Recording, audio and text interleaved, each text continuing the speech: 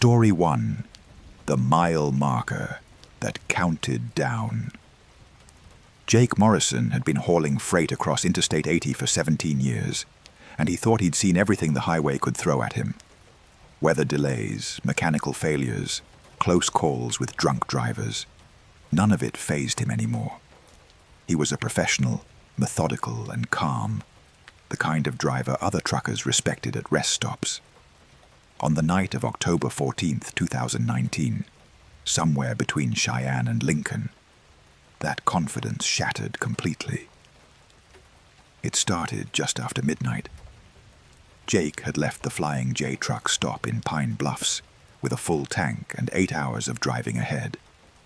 The load was standard: industrial machinery parts headed for a manufacturing plant in Iowa. His Kenworth T680 hummed smoothly as he merged onto the dark highway, the road stretching endlessly beneath his high beams. The CB radio crackled occasionally with distant chatter, but the channels were mostly quiet. Most sensible drivers had already found parking for the night. Around mile marker 267, Jake noticed something odd. The reflective green sign caught his headlights as usual, but as he passed it, he could have sworn it read 266, not 268. He shook his head, attributing it to fatigue. He'd been up since 4 that morning, and even with his afternoon nap, the miles were starting to blur together. He adjusted his seat, cracked open an energy drink, and turned up the classic rock station playing through his speakers. 10 minutes later, he passed another mile marker. This one definitely read 265. Jake frowned, his hands tightening on the steering wheel. That wasn't right. He should be moving forward through the numbers, not backward. He glanced at his GPS unit mounted on the dash. It showed him traveling east on I-80, making steady progress. The little blue dot moved forward along the highlighted route without hesitation. Everything seemed normal except for those signs. He tried raising someone on the CB radio. Breaker 19, this is long-haul Jake eastbound on 80 near mile marker 265. Anyone else seeing weird signage out here? Static answered him. He tried again, switching channels, but got nothing but empty air. The sensation of isolation crept over him like cold water. Mile marker 264 appeared in his lights. Then 263. Then 262. Each one counted down as he drove forward, contradicting everything his instruments told him. Jake's mouth went dry. He'd heard stories at truck stops, every driver had, about strange occurrences on lonely highways. He'd always dismissed them as embellished tales, the product of sleep deprivation and too much coffee. Now he wasn't so sure. The landscape around him began to feel wrong. The darkness beyond his headlights seemed thicker, almost solid, pressing against the windows of his cab. The white dashed lines on the pavement blurred into a continuous streak. His speedometer read 70 miles per hour, but the sensation of movement felt disconnected, like he was suspended, in place, while the road scrolled beneath him. At mile marker 250, Jake made a decision. He would take the next exit, turn around, and figure out what was happening. But no exit came. The green distance signs that should have announced upcoming interchanges never appeared. Just those countdown markers, relentless and impossible, each one ticking down as he drove forward into the void. His GPS suddenly flickered. The blue dot vanished, replaced by a gray screen with the message, "Searching for signal." Jake's heart rate spiked. He grabbed his cell phone from the cup holder. No signal, no bars, just an empty icon where his carrier's name should be. The clock on the phone read 12:47 a.m., the same time it had been for the last 20 minutes. Mile marker 240 slid past. The temperature gauge on his dash began to drop, even though the engine was running perfectly. Jake could see his breath forming small clouds in the cab. He cranked the heat to maximum, but the chill only deepened, seeping into his bones like he'd been submerged in ice water. That's when he saw the other truck. It appeared in his mirrors first, headlights burning bright behind him, closing fast. Too fast. Jake watched in the side mirror as the truck approached, its chrome grille reflecting his taillights in distorted patterns. It looked like a Peterbilt, maybe from the 1980s, but the details were hard to make out through the strange, wavering quality of the darkness. The truck pulled alongside him in the passing lane.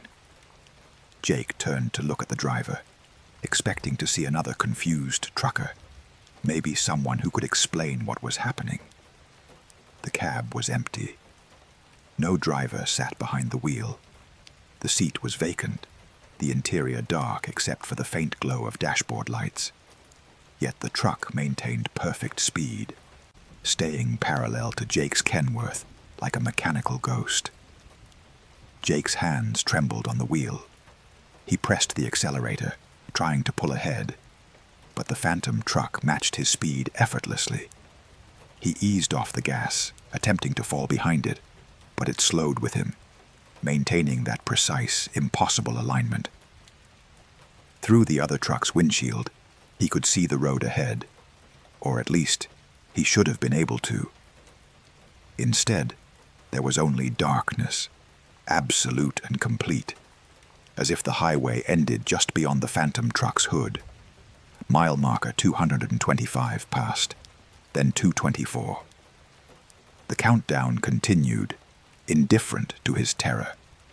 The phantom truck's air horn blasted, a sound that seemed to come from everywhere and nowhere, echoing inside Jake's skull rather than through his ears. He jerked the wheel instinctively, nearly swerving into the shoulder.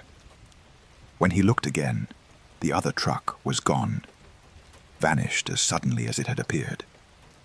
But something else had changed. The mile markers were no longer counting down. They were repeating. Mile marker 220 appeared in his lights. Then, 30 seconds later, another sign reading 220, then another. The same number, over and over, stretching into infinity. Jake's breathing came in rapid, shallow gasps. His professional composure had completely dissolved. He grabbed the CB mic with shaking hands and shouted into it, no longer caring about proper radio protocol. "Somebody help me. I'm trapped on I-80. Something's wrong. The mile markers are..." A voice crackled through the speaker, but it wasn't coming from another driver. It was his own voice, delayed by several seconds, repeating his words back to him in perfect detail.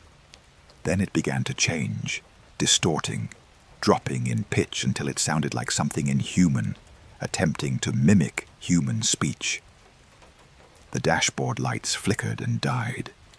The engine kept running, but every gauge, every digital display went dark. Only his headlights remained, cutting through the oppressive darkness. Jake could feel the truck moving, could feel the slight vibrations through the steering wheel, but he had no idea how fast he was going, or how much fuel remained in his tanks. Mile marker 220 passed again, and again, and again. Time became meaningless. Jake didn't know if he'd been driving for minutes or hours when he finally saw something different. A rest area sign, reflective and blessedly normal, announcing facilities 2 miles ahead. He nearly sobbed with relief. He guided the truck toward the exit ramp that materialized out of the darkness, his hands aching from gripping the wheel so tightly. The rest area was deserted, the parking lot empty under flickering sodium lights. As soon as Jake pulled into a spot and set the air brakes, every system in his truck came back online. The dashboard blazed to life, GPS signal restored, clock showing 3:22 a.m. Over 3 hours had passed since mile marker 267. Jake stumbled out of the cab on unsteady legs and immediately vomited onto the pavement. When he finally composed himself enough to check his position, the GPS showed he was at the Benton rest area, Mile marker 177. Exactly 90 miles from where the strangeness had begun. 90 miles he'd somehow traveled while the markers counted backward, then stuck in place. He spent the rest of the night in the parking lot with every light in his truck on, doors locked, occasionally checking his mirrors to make sure he was truly alone. When dawn finally broke and other trucks began pulling into the rest area, Jake felt brave enough to ask the other drivers if they'd experienced anything unusual. They looked at him with concern, told him he looked awful, suggested he might need a few days off.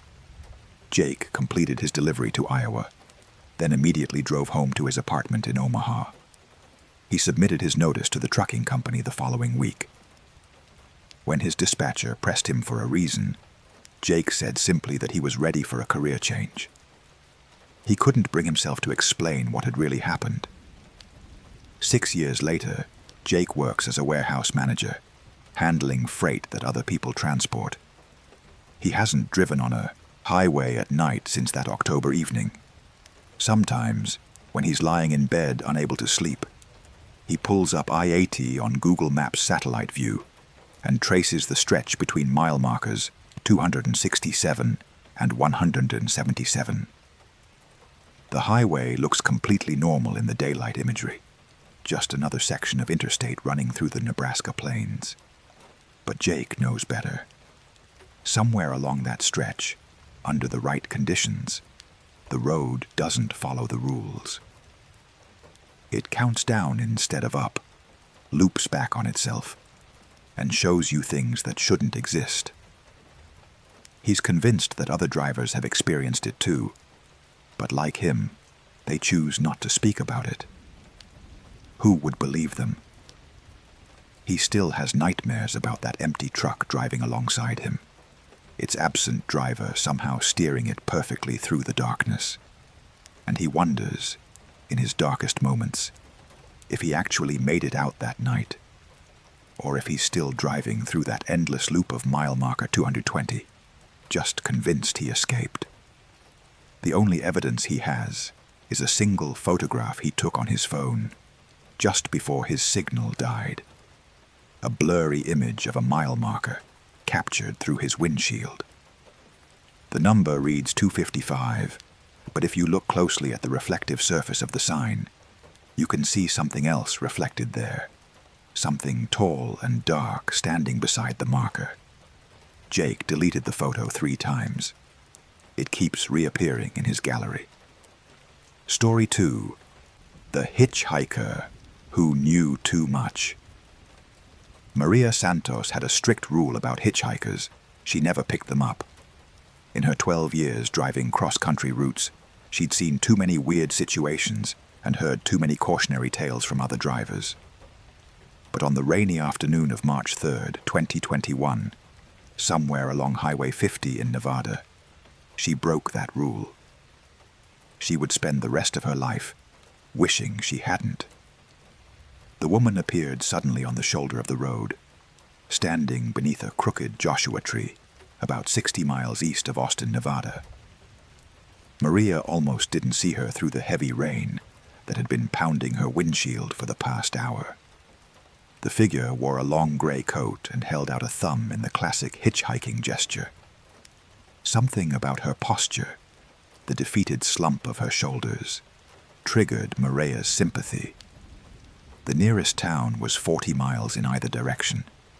Leaving someone stranded in this weather felt cruel. Maria slowed her Ford Transit van. She drove a smaller vehicle than the big rigs, transporting specialty medical equipment between Las Vegas and Salt Lake City, and pulled onto the shoulder. She rolled down the passenger window and called out, "Where are you headed?" The woman approached the van, and Maria got her first clear look. She appeared to be in her 30s, with dark hair plastered to her face by rain, pale skin, and striking green eyes. She wore clothing that looked expensive but outdated, like something from a vintage store. "Salt Lake," the woman said. Her voice was soft, almost musical. "If You're going that way. Maria hesitated. Everything in her training told her this was a mistake. But the woman looked so miserable, standing there in the downpour. Get in, Maria finally said, unlocking the doors. I'm going to Salt Lake. The woman climbed into the passenger seat, bringing with her the smell of rain and something else. Jasmine, maybe, or lavender. She didn't carry any bags, which Maria found odd, but didn't comment on. The woman buckled her seatbelt and turned to Maria with a slight smile. Thank you. I've been waiting a long time.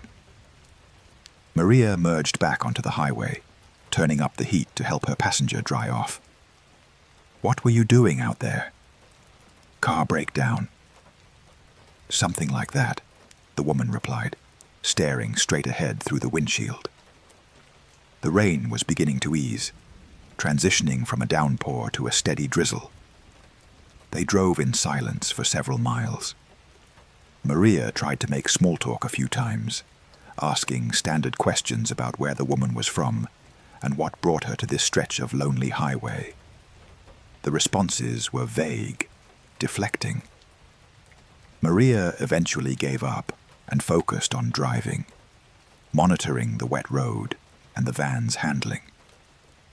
You should be careful around mile marker 187, the woman said suddenly, breaking the silence. Maria glanced at her passenger. What do you mean? There's a jackknifed semi-truck blocking both lanes. You'll need to slow down before you reach it, or you won't have time to stop. It just happened about 10 minutes ago. A chill ran down Maria's spine. How do you know that? The woman didn't answer, just continued staring ahead with that same calm expression. Maria checked her phone. No signal, which wasn't unusual in this part of Nevada. She turned on the CB radio built into her van, tuning to the emergency channel. Static greeted her, but then a voice broke through, frantic and breathless.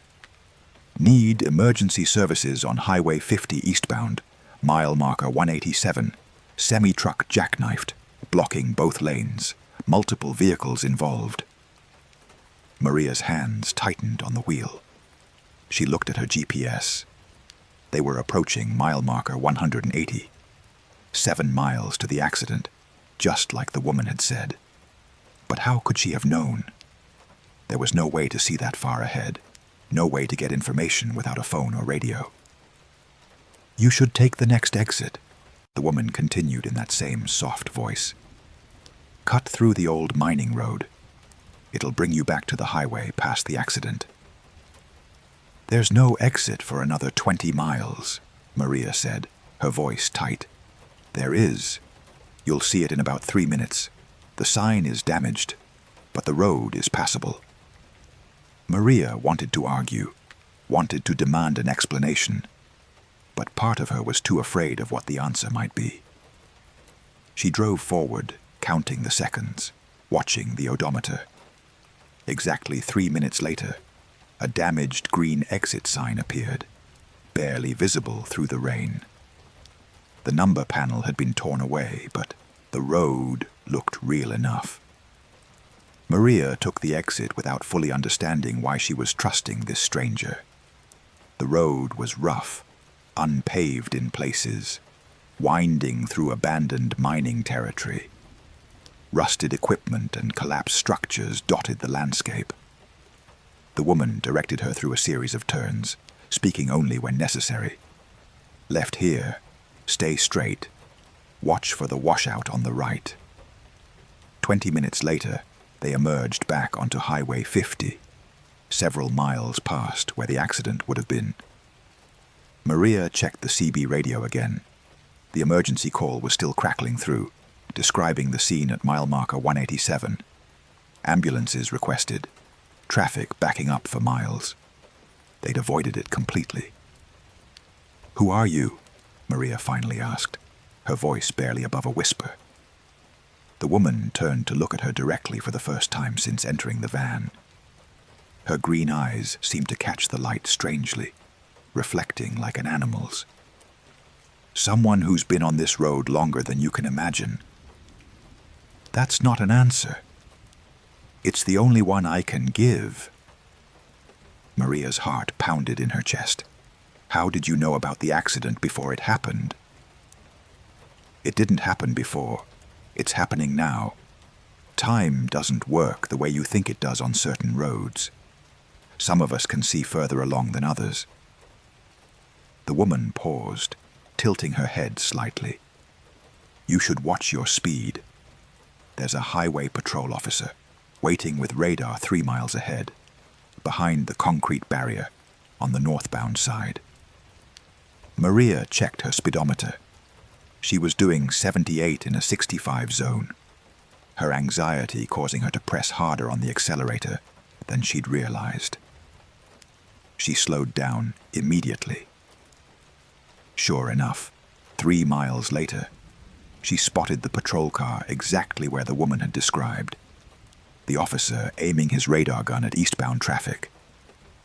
"What are you?" Maria asked, no longer bothering to hide her fear. "Concerned," the woman replied. "This highway has eaten too many people.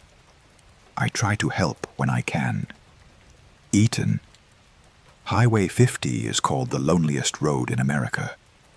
There's a reason for that. People disappear here, vanish without explanation. Their cars are found abandoned, sometimes with the engine still running, belongings intact, but the drivers are never seen again. I was one of them. Maria's blood turned to ice. When? 1987. August 12th. I was driving from California to visit my sister in Utah. I stopped for a hitchhiker about 40 miles back from where you found me. A man in a black suit. He seemed normal at first, polite even. Then he started saying things he shouldn't have known, personal things about my life, my family. He told me about an accident that was going to happen, told me to take a different route. The woman's voice remained steady, but something flickered in her eyes. Pain, maybe, or regret. I didn't listen. I thought he was crazy. I made him get out of the car. 10 miles later, I hit black ice and went off the road. The car rolled 3 times. I woke up standing on the shoulder, watching emergency vehicles pull away with my body inside them. Maria nearly drove off the road. She gripped the wheel hard, forcing herself to stay calm, to keep the van steady. You're saying you're a ghost. I'm saying I'm stuck, anchored to this stretch of highway, watching the same tragedies play out again and again. Sometimes I can help. Sometimes I can only watch. But I try. The woman looked down at her hands, folded in her lap. The man in the black suit, he was like me, stuck here after his own accident, decades before mine. He tried to save me. Now I try to save others. Why me? Why did you choose my van? Because you were going to die at mile marker 187. The jackknifed truck sends a piece of debris through your windshield. It would have killed you instantly. I saw it happen already, in the version of today, where you didn't stop for me. So I made sure you saw me this time. I made sure you stopped. Maria's vision blurred with tears. She blinked them away, focusing on the road. How many times have you lived through today? Enough to know which drivers can be saved and which ones can't. Enough to memorize every pattern, every possibility. The woman pointed ahead. You'll want to merge left. There's tire debris in the right lane around the curve. Maria moved left. Shredded tire pieces littered the right lane exactly where predicted. They drove in silence for several more miles, Maria processing what she'd been told, trying to make sense of the impossible. I'm sorry, Maria finally said. I'm sorry you're trapped here. Don't be sorry. Be careful. This road is dangerous in ways most people never realize. The thin places between what is and what could be, they show up here more often than other places. Stay alert. Don't drive when you're too tired. And never ever pick up hitchhikers in black suits. The rain had stopped completely now. Late afternoon sun broke through the clouds, painting the desert landscape in gold and amber. They were approaching the outskirts of Delta, Utah, still 50 miles from Salt Lake, but back in civilization. "You can let me out anywhere here," the woman said. "Are you sure? I can take you all the way to Salt Lake." The woman shook her head. "This is far enough. There are other drivers coming tonight who will need help. I have to be there." Maria pulled into a gas station parking lot, her hands shaking slightly as she put the van in park. The woman unbuckled her seatbelt and reached for the door handle, then paused. "Maria, there's one more thing. In 2 weeks, you're going to get a call about a delivery route through California, down Highway 1 along the coast. Don't take it. The money will be good, but don't take it." "Why not?" "Because some accidents I can't prevent from here. Please trust me on this." Before Maria could respond, the woman opened the door and stepped out. Maria blinked, and in that fraction of a second, her passenger vanished, completely gone, as if she'd never been there at all. The passenger seat was dry, no wet outline from rain-soaked clothing, no indication that anyone had sat there. Maria sat in the parking lot for 20 minutes, shaking, trying to convince herself that it had all been a hallucination brought on by stress and isolation. But she knew better. She'd heard the CB radio reports about the accident. She'd seen the patrol officer exactly where predicted. She'd driven through that mining road that shouldn't have been there. 2 weeks later, the call came just as promised. A lucrative contract for a delivery route along California's Highway 1. Maria turned it down without explanation, enduring her dispatcher's confused frustration. 3 days after that, she saw the news report about a massive mudslide that had buried a section of Highway 1, sweeping multiple vehicles off the cliff into the ocean. 2 drivers died. Both were transporting medical equipment. Maria still drives professionally, but she avoids Highway 50 whenever possible. On the rare occasions when she has no choice, she drives only during daylight hours, and she never stops for hitchhikers. The memory of those green eyes haunts her dreams, along with the knowledge that somewhere on that lonely stretch of Nevada highway, a woman in a gray coat stands in the rain, trying to save the next driver from a fate she couldn't escape herself. Maria keeps one memento from that day: a small pressed flower she found on the passenger seat the next morning when she started her van. Jasmine, or maybe lavender. It shouldn't exist, shouldn't still be there. But it is, preserved perfectly, never aging. A reminder that some debts transcend death, and some guardians never rest. Story 3. The rest stop that doesn't exist. Tom Chen prided himself on his attention to detail. In his 23 years as a long-haul driver, he'd never missed a delivery deadline, never failed an inspection, and never gotten lost. He kept meticulous logs, maintained his truck immaculately, and knew the interstate system better than most people knew their own neighborhoods. On May 28, 2018, during a routine run down I-15 through Utah, that confidence was shattered by a rest stop that shouldn't exist. The day started normally enough. Tom left Idaho Falls at 6 in the morning, hauling a load of agricultural equipment to Las Vegas. The weather was perfect. Clear skies, light traffic, and the kind of smooth driving conditions that made the job almost meditative. By noon, he was making excellent time, crossing into Utah with fuel to spare and hours left on his logbook. Around mile marker 225, about halfway between Beaver and Cedar City, Tom decided to pull into the upcoming rest area. He'd used this facility dozens of times over the years. A standard highway rest stop with bathrooms, vending machines, and a small picnic area. The break would give him a chance to stretch his legs and grab lunch from the cooler in his sleeper cab. The exit ramp appeared right where it should be, marked by the familiar blue sign with white pictograms indicating rest area facilities. Tom guided his Freightliner onto the ramp and immediately noticed something different. The pavement quality changed abruptly from new asphalt to older, more weathered concrete. Strange, he thought, but not alarming. Maintenance schedules varied, and maybe this section hadn't been repaved during the last highway update. The ramp curved longer than he remembered, winding through a landscape that seemed subtly wrong. The vegetation was different.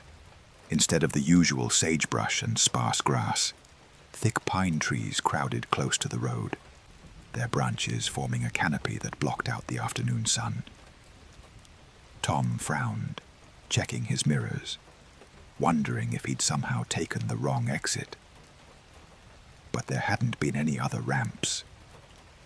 The rest stop emerged from the trees like something from another era. The building was constructed of dark wood and stone, its architecture more reminiscent of 1950s motor lodge than modern highway facility. The roof was steeply pitched, with green shingles that looked hand-laid. A faded sign above the entrance read, "Wayfarers Rest," in ornate lettering. Tom had never seen this building before in his life. The parking lot was almost empty, just 3 other vehicles scattered across the 30 or so spaces. Tom pulled into a spot far from the building, his trucker's instinct preferring an easy exit path. He set the air brakes and killed the engine, staring at the strange building through his windshield. This wasn't right. This wasn't the rest stop he knew. But the mile marker had been correct. The exit had been in the right place, and his GPS showed him exactly where he should be. So where was the facility he remembered? Tom climbed out of his cab, the unusual silence hitting him immediately. Highway rest stops were rarely quiet. There was always the distant hum of traffic, the sound of engines idling, voices from other travelers. Here, the silence was profound, broken only by wind rustling through the surrounding pines. Even that sounded muted, as if the trees were absorbing the sound rather than carrying it. He walked toward the building, noting the other vehicles. An older Ford sedan, maybe from the early 2000s. A station wagon that looked even older, possibly 1970s vintage, though in oddly pristine condition. A motorcycle that Tom couldn't quite identify, its design unfamiliar despite his general knowledge of bike models. All 3 sat empty, their windows dark. The entrance door was heavy wood with an iron handle. Tom pulled it open and stepped inside, immediately struck by the temperature change. Despite the warm May afternoon outside, the interior was cool, almost cold, with air that felt stale and ancient.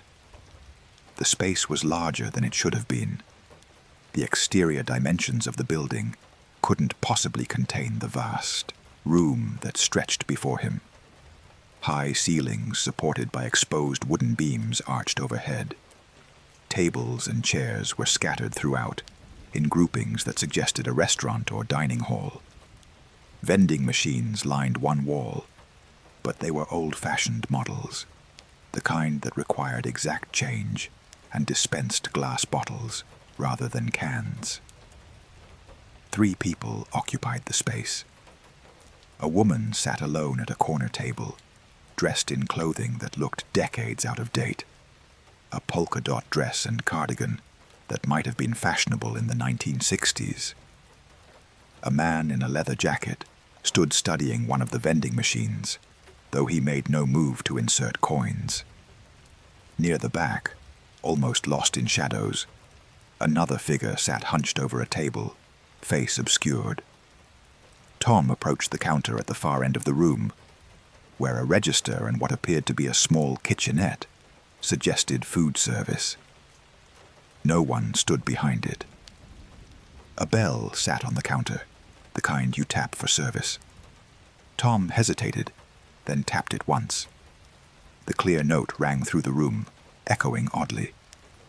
A door behind the counter opened, and a man emerged. He was older, maybe 60, with gray hair and a face marked by deep lines. He wore a simple collared shirt and apron, and he smiled at Tom with an expression that didn't quite reach his eyes. "Welcome to Wayfarer's Rest," the man said. His voice had a strange quality, like it was coming from slightly further away than it should. "You look like you could use some coffee." "I'm a bit confused," Tom admitted. "This isn't the rest stop I remember at this exit." "No." The man poured coffee from a pot into a white ceramic mug, sliding it across the counter. Memory can be tricky on these long roads. Things change. Tom accepted the coffee, noting that the mug was warm, but the liquid inside was cold. He set it down without drinking. "How long has this facility been here?" Long time indeed." The man's smile remained fixed. "Longer than most people realize." "Where are the bathrooms?" The man gestured toward a hallway Tom hadn't noticed before, leading off to the right. "Down there. First door on your left." Tom walked down the hallway, the floorboards creaking under his boots.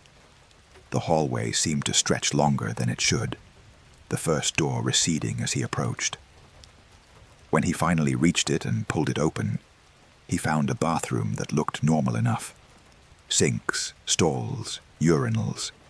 But the fixtures were outdated, white porcelain with brass fittings that belonged in an antique store. He used the facilities quickly, increasingly eager to leave this place and get back on the road.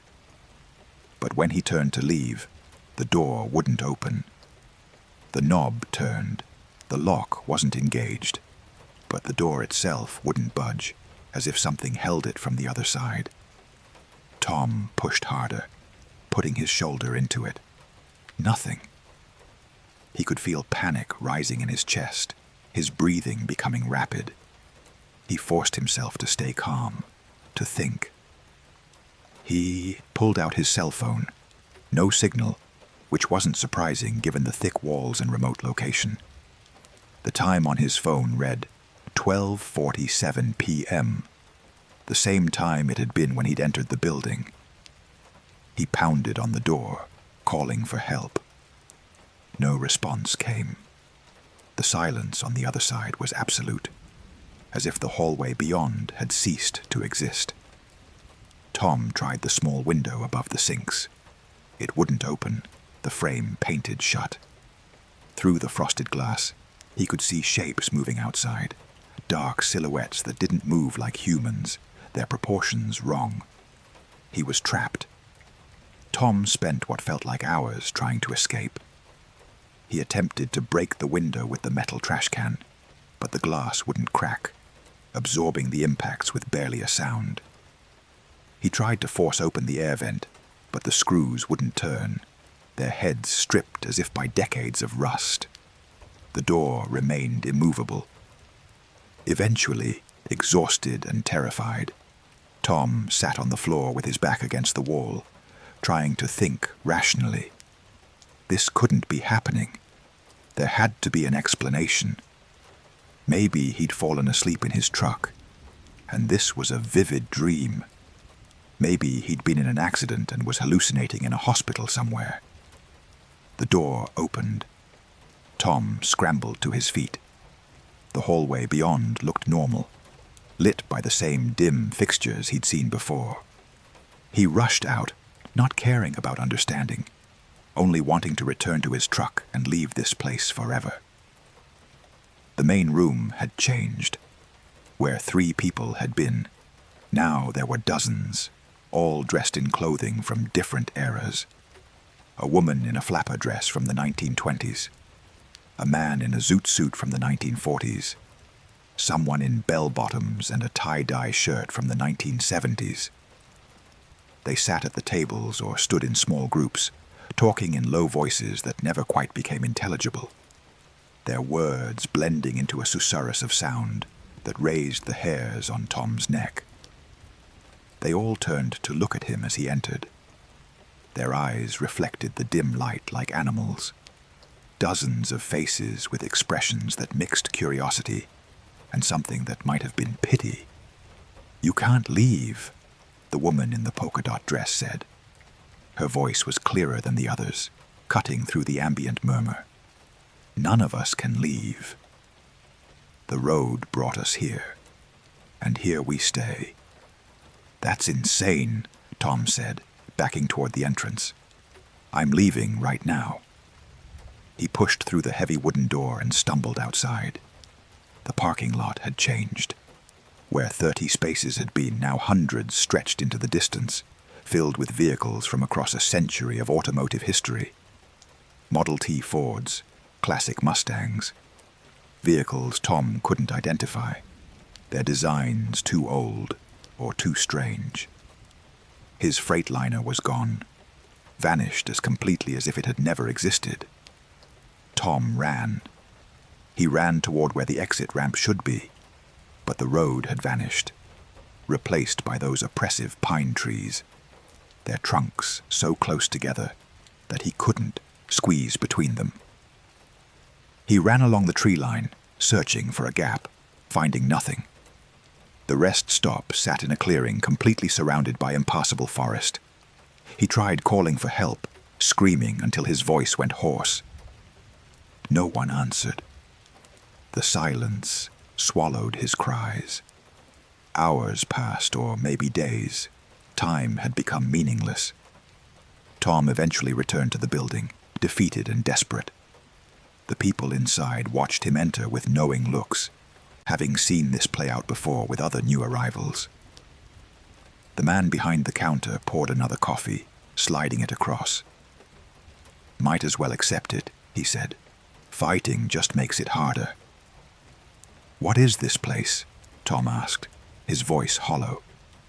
"A way station, a place between. The road has thin spots, places where the boundary between the highway and somewhere else gets blurred. People who stop here at the right time, or the wrong time depending on how you look at it, they get stuck, pulled out of the normal flow of traffic and trapped in this pocket. For how long?" The man shrugged. "Some folks have been here since the road was first built. Others arrived last week. Time doesn't work right here. We exist in a moment that never ends, always approaching, but never reaching whatever comes next." Tom looked around at the other occupants. They were real people, or had been, each one a driver who'd made the mistake of stopping at the wrong rest area at the wrong moment. How many families had lost them? How many missing persons reports existed for the people in this room? "There has to be a way out," Tom insisted. "If there is, none of us have found it."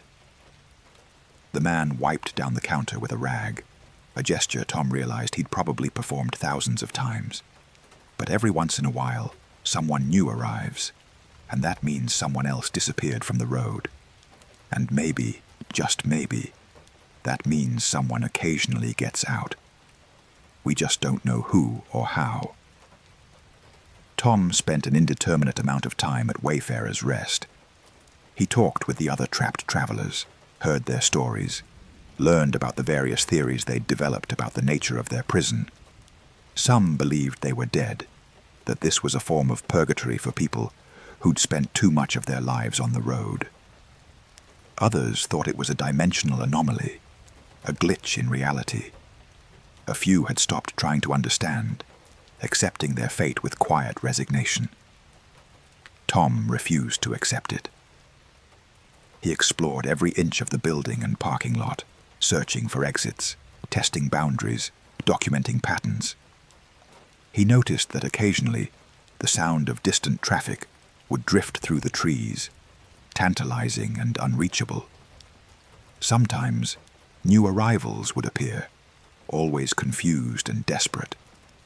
And very rarely, someone would simply vanish from the rest stop, there one moment and gone the next, leaving the others to wonder if they'd escaped or suffered some worse fate. On what might have been his 100th day or his 1000th, Tom had lost track. Something changed. He was sitting at a table, staring at yet another cup of that cold coffee, when he heard an engine. Not the distant traffic sounds, but a real engine, close and powerful. He rushed outside.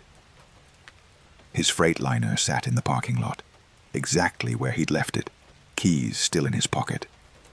The other historical vehicles remained, but his truck had returned, or perhaps had never left. Tom didn't waste time questioning it.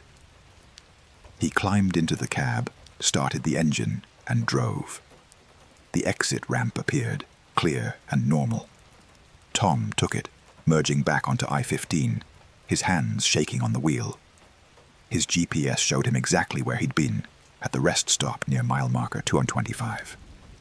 The clock showed 12:52 p.m. Only 5 minutes had passed since he'd pulled off the highway. Tom completed his delivery to Las Vegas, then immediately drove home to Sacramento. He quit his job the following week and took a position with a local delivery company that never required him to leave the city limits. He never drove I-15 through that section of Utah again. But sometimes, late at night, Tom wonders about the people still trapped at Wayfarer's Rest. He wonders if he actually escaped, or if he's still sitting at that table, staring at cold coffee, dreaming about freedom, while his body remains anchored to that impossible place between moments. He still has the white ceramic mug from the rest stop. It appeared in his truck the next day, sitting in his cup holder. He's tried to throw it away dozens of times, but it always comes back. A reminder that some stops along the road led places you can never truly leave behind. Story 4. The Convoy That Followed Forever. Derek Walsh had been running night hauls for 8 years, and he'd learned to appreciate the solitude. While other drivers complained about the darkness and isolation of nighttime interstate driving, Derek found it peaceful. The roads were emptier, the CB radio chatter was minimal, and he could make excellent time without dealing with rush hour traffic. On September 17, 2020, during a run from Chicago to Denver along I-80, Derek discovered that nighttime isolation could transform into something far more sinister than loneliness. He departed the Chicago area around 8 p.m., his Peterbilt 579 loaded with electronics bound for Colorado. The route was familiar, straight west through Illinois, Iowa, and Nebraska, then south through Colorado. 12 hours of driving split across 2 days, with a planned rest stop in Des Moines. Standard stuff, routine as breathing. The trouble started in Iowa, somewhere around mile marker 110, about 30 miles west of Davenport. Derek noticed headlights in his mirrors, 2 sets, maintaining a consistent distance behind him. Nothing unusual about that. Truckers often fell into informal convoys, following each other's taillights through the dark. The spacing suggested experienced drivers who understood how to draft safely while maintaining stopping distance. But these trucks stayed behind him for an unnaturally long time. 20 miles, 30, 40. Derek changed lanes occasionally to allow faster traffic to pass, but the trucks behind him mirrored his movements exactly, maintaining that same precise distance. He slowed down below the speed limit to let them pass. They slowed too. He sped up to 75. They matched his speed instantly. Derek grabbed his CB radio. Breaker 19, this is Nighthawk running westbound on 80, calling the 2 trucks behind me around mile marker 150. You fellas want to pass or what? Static answered him. He tried again, switching channels, but got no response. The trucks continued their relentless pursuit, their headlights boring into his mirrors like searching eyes. Around mile marker 175, a third truck appeared, merging onto the highway from an entrance ramp and immediately falling into position behind the other two. Now, there were 3 sets of headlights, perfectly spaced, perfectly synchronized. Derek felt a chill run down his spine, despite the warm cab. He tried the CB again. "This is Nighthawk, calling any truck westbound on 80 near Iowa City. Anyone else seeing the convoy behind me? 3 trucks running in formation." This time, a voice crackled through. "Nighthawk, this is Roadrunner. I'm about 10 miles ahead of you. I don't see any convoy on my rear-facing camera. Just you, coming up solo." Derek's stomach dropped. "That's not possible. They're right behind me. 3 trucks, maybe 200 yards back." "Buddy, I'm looking at you on my camera right now. There's nothing behind you but empty highway." Derek adjusted his mirrors, confirming what he could clearly see. 3 trucks, headlights blazing, maintaining formation. "Roadrunner, they're definitely there. I'm looking right at them." The response came after a long pause. "Nighthawk, you okay? Maybe you should pull over. Take a break. Night driving can play tricks on your eyes." Derek didn't pull over. The thought of stopping with those trucks behind him triggered a deep, instinctive terror. Instead, he maintained his speed, watching the convoy in his mirrors, trying to make sense of what was happening. By mile marker 200, 2 more trucks had joined the formation. 5 total now, all maintaining that impossible precision. Derek squinted at his side mirrors, trying to make out details of the trucks, but the glare from their headlights obscured everything. He couldn't determine makes or models, couldn't see the shapes of the cabs or trailers, couldn't even tell what color they were. Just headlights and dark masses, ghost-like in their consistency. The highway stretched ahead, empty except for occasional cars that passed him and disappeared into the distance. Derek kept expecting other traffic to get caught between him and his followers, to break up the formation, but somehow every other vehicle managed to avoid the gap. It was as if the space between Derek and the convoy existed in a bubble, separate from normal traffic flow. At Iowa City, Derek made a split-second decision. He took the exit toward the truck stop, hoping to force a confrontation, to finally see these vehicles up close and understand what was happening. The convoy followed him down the ramp, maintaining distance. Derek pulled into the truck stop parking lot, his heart hammering. He found a spot near the fuel pumps, where lights blazed bright, and other trucks were parked. Derek set his air brakes and watched his mirrors. The convoy entered the parking lot, their headlights sweeping across rows of parked vehicles. Then, impossibly, they vanished. All 5 trucks simply disappeared, their lights winking out simultaneously, as if they'd never existed. Derek sat in his cab for 5 minutes, breathing hard, waiting for them to reappear. Nothing. The parking lot remained normal, just the usual collection of sleeping trucks and a few drivers fueling up or heading into the building. Derek climbed out of his cab on shaky legs and walked the lot, searching for the trucks. He found nothing that matched, no cluster of 5 vehicles that could have been his followers. He went inside, got coffee, used the restroom, and tried to convince himself that Roadrunner had been right. He'd been seeing things, hallucinating from fatigue. But he knew what he'd seen. Those trucks had been real. An hour later, feeling somewhat calmer, Derek returned to I-80. Within 5 minutes, the convoy reappeared in his mirrors. Not 5 trucks now, but 7. They emerged from the darkness behind him, as if they'd been waiting, falling into that same perfect formation. Derek's hands tightened on the wheel. "Okay," he said aloud, his voice steady despite his fear.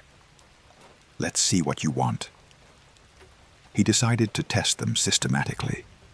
First, he varied his speed dramatically, from 55 to 80 miles per hour.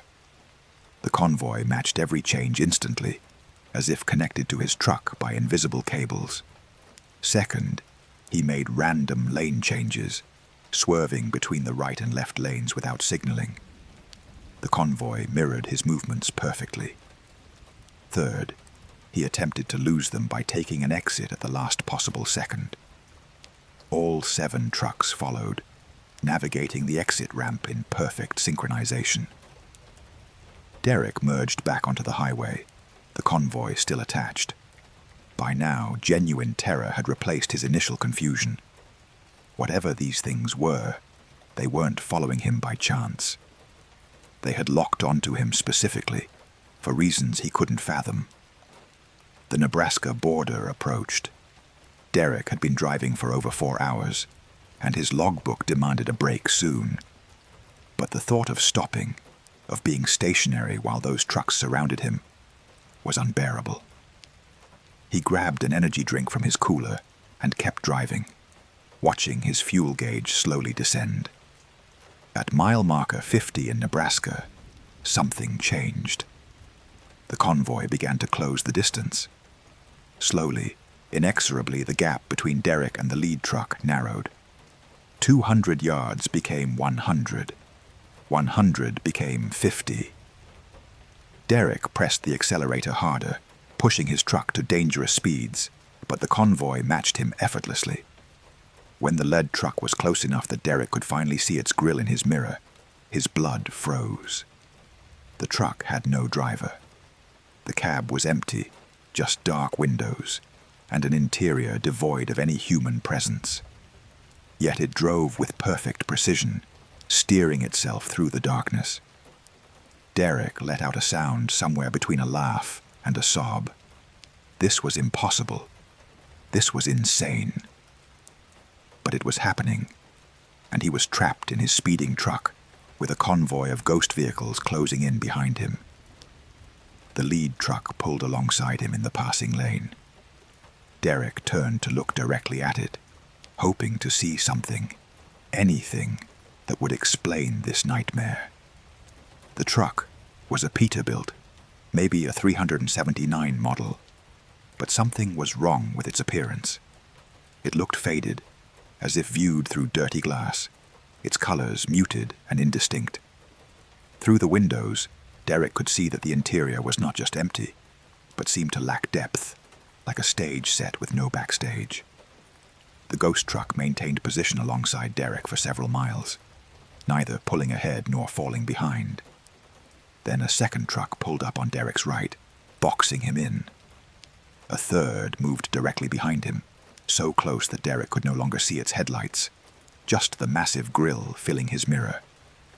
Derek was surrounded. The convoy had him trapped in a moving box, pacing him exactly. He couldn't speed up, couldn't slow down, couldn't change lanes. Any movement he made was instantly countered by the ghost trucks, maintaining their cage. Panic threatened to overwhelm him. Derek forced himself to breathe, to think. There had to be a way out. These things, whatever they were, had to have rules, limitations. They disappeared at the truck stop. Maybe they couldn't exist in certain places, under certain conditions. Ahead, Derek saw signs for a way station. The facility was closed, as most were at night, but it was a designated stop, a place with official purpose. Maybe that would matter. As he approached, Derek made his decision. At the last possible second, he jerked the wheel hard right, taking the way station entrance at dangerous speed. The ghost trucks vanished instantly, all of them disappearing the moment Derek's wheels crossed into the way station property. The sudden absence of their presence was so abrupt that Derek felt disoriented, like emerging from water after being submerged too long. He brought his truck to a stop in the empty lot, his entire body trembling. He sat there for an hour, watching the highway through the way station exit, waiting to see if the convoy would return.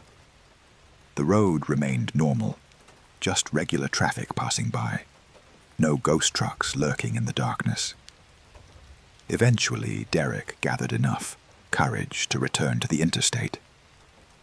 The moment he merged back onto I-80, the convoy reappeared. But something had changed. Now there were 9 trucks, and they were closer, their formation tighter. Derek realized with horror that stopping had made things worse somehow.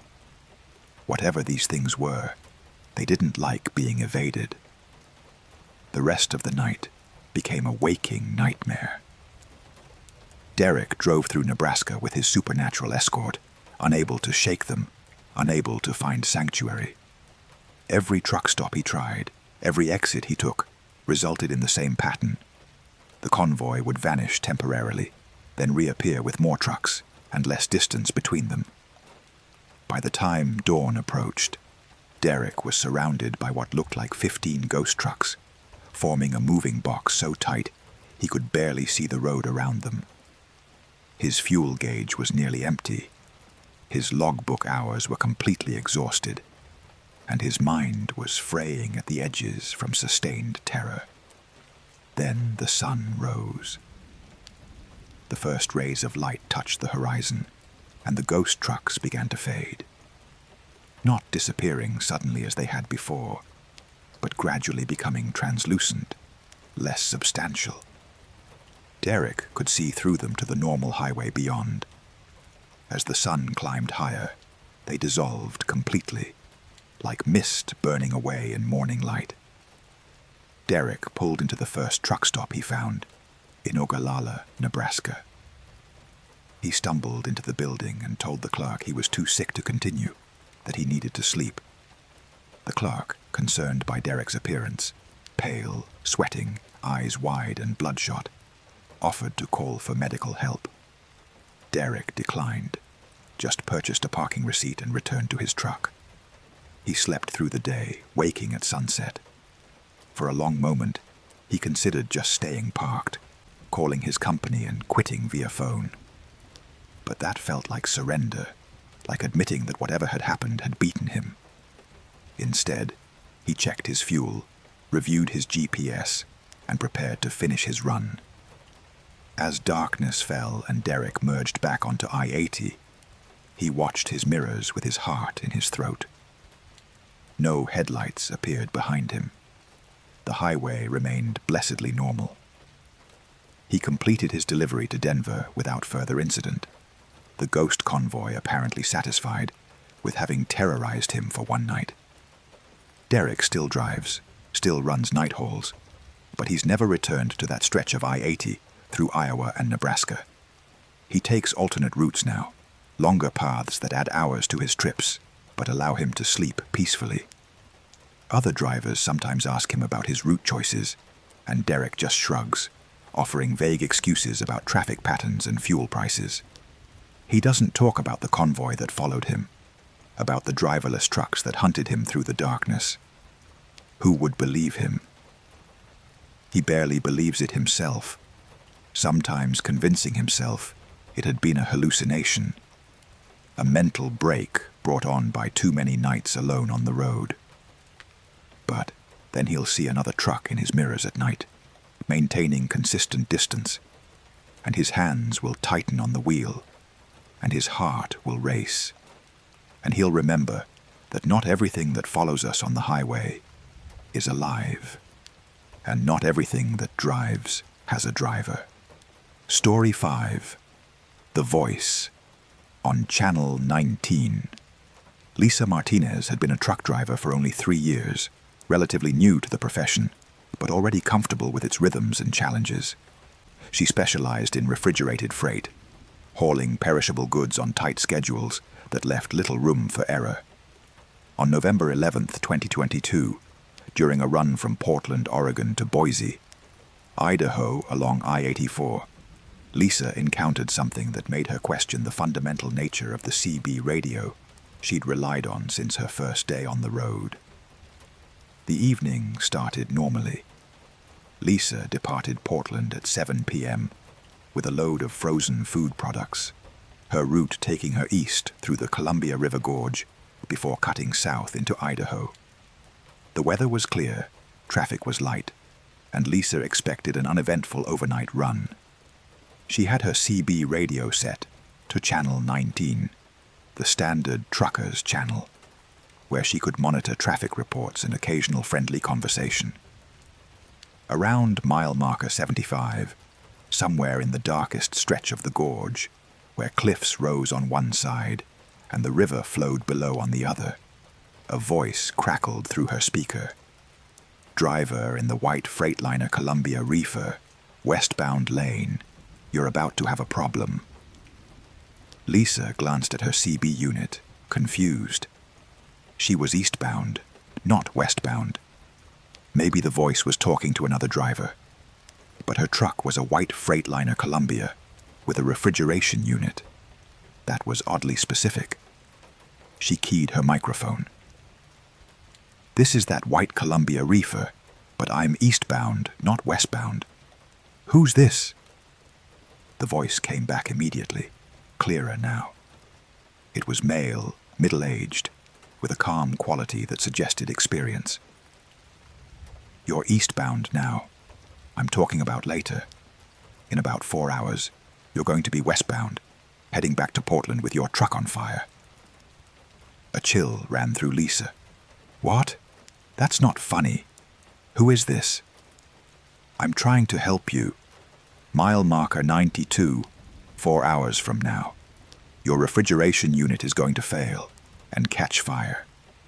The flames will spread to the trailer before you notice. You need to prevent that."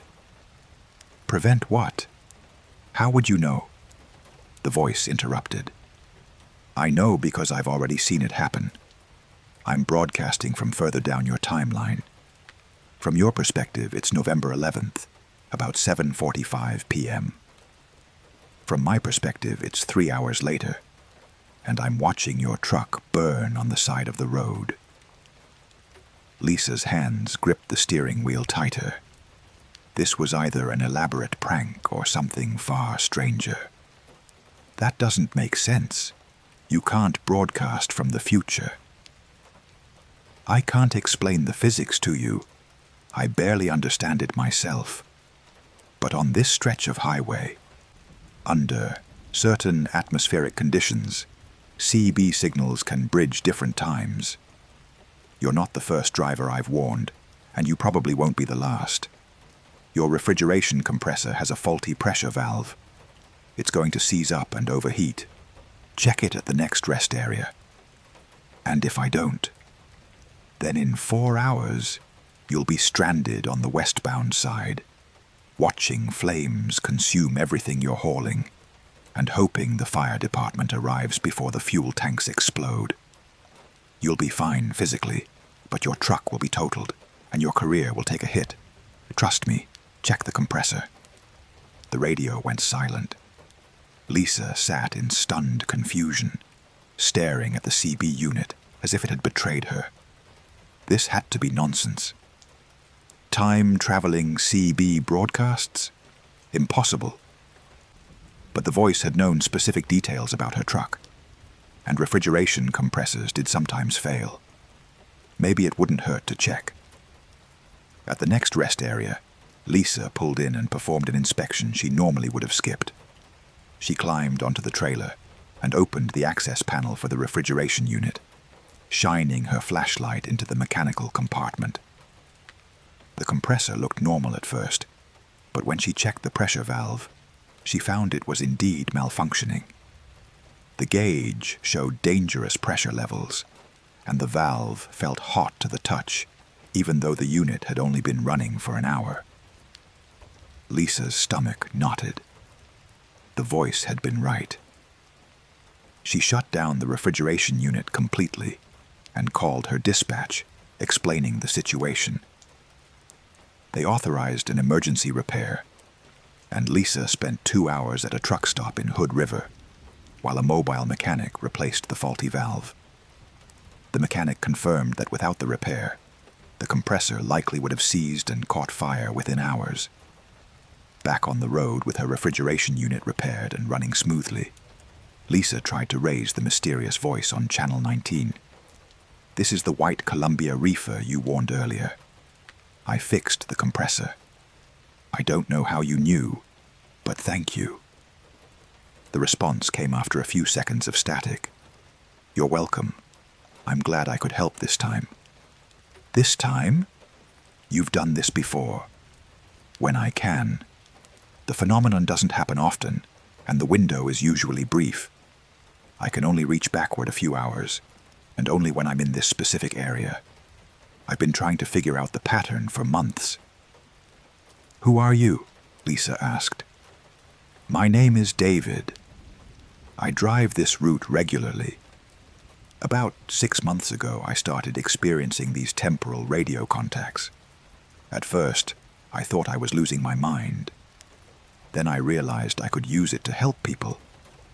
I started paying attention to accidents and problems, then trying to broadcast warnings to earlier versions of drivers to stop the incidents before they happened. That's insane. That's not possible. I know, but here we are, talking across time. I stopped trying to understand why and focused on how I could use it. You're the 7th driver I've successfully warned. 3 others didn't believe me, and those accidents happened exactly as I'd seen them." Lisa drove in silence for a moment, processing this information. "How does it work? How do you know what's going to happen?" "I experience events normally, driving through a stretch of highway. Then, when conditions are right, I can transmit backward to an earlier point on that same stretch. From your perspective, I'm predicting the future. From my perspective, I'm remembering the recent past and trying to change it. Doesn't always work. Sometimes the timeline is fixed, sometimes it's flexible." "That's terrifying." "It is. You start to question everything. If I can change some events, why not others? Why can I prevent your truck fire, but not the fatal accident I witnessed 2 weeks ago? I tried to warn that driver, but my signal couldn't reach him. I watched him die, knowing it might have been prevented if the conditions had been just slightly different." Lisa felt a wave of sympathy for this unknown driver, burdened with knowledge and limited power to change outcomes. "I'm sorry. That must be horrible. It's a responsibility I didn't ask for, but I can't ignore it. Every time I drive this route, I'm hoping the phenomenon occurs, hoping I can help someone. And every time I fail, it haunts me." They talked for another hour as Lisa drove deeper into Oregon. David explained more about his experiences, how the temporal broadcasts seemed to be linked to specific geographic locations and atmospheric conditions, how the window of communication was usually limited to a 4 or 5 hour period, how he'd developed techniques for recognizing when the phenomenon was active. "There are others like me," David said. "I've made contact with 2 other drivers who've experienced similar temporal anomalies on different highways. One in Montana, one in West Virginia. We think there's something about certain roads, certain electromagnetic properties, or geological features that create these temporal bridges. It's not magic.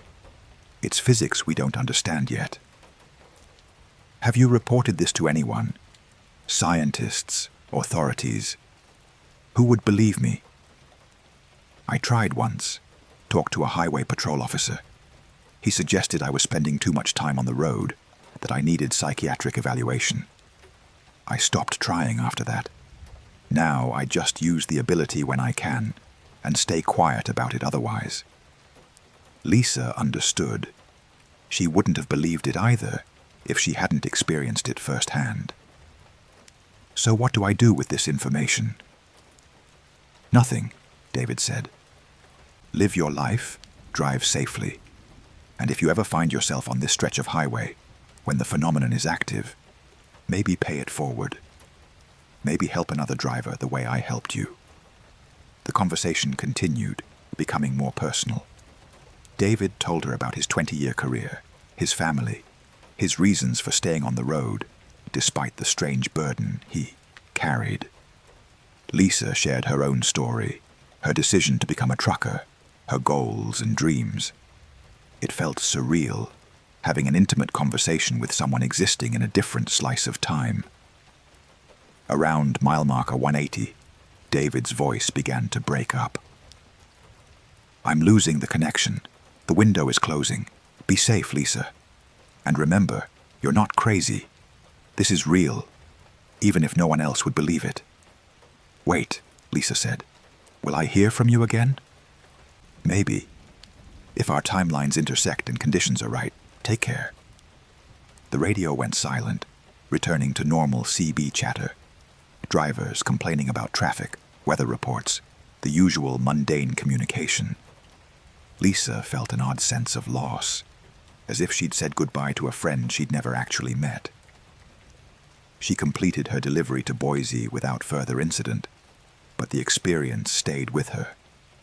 For days afterward, she found herself thinking about David, about the implications of temporal radio broadcasts, about the nature of time itself. She tried researching the phenomenon online, finding scattered references to similar experiences, but nothing concrete, nothing scientific. 3 weeks later, Lisa was running the same route in reverse, Portland-bound along I-84. As she passed through the Columbia River Gorge, her CB radio crackled to life. "Lisa, this is David. Can you hear me?" Her heart leapt. "David, yes, I hear you. Are you in temporal broadcast mode again?" "I am, and I need your help. There's a driver about 45 minutes behind you, heading eastbound. Blue Peterbilt hauling steel. In about 2 hours, he's going to swerve to avoid a deer and jackknife. The accident will be fatal." Lisa's hands tightened on the wheel. "What can I do?" "I'm ahead of him, westbound. You can't help him directly, but I need you to believe me, to confirm that this is real.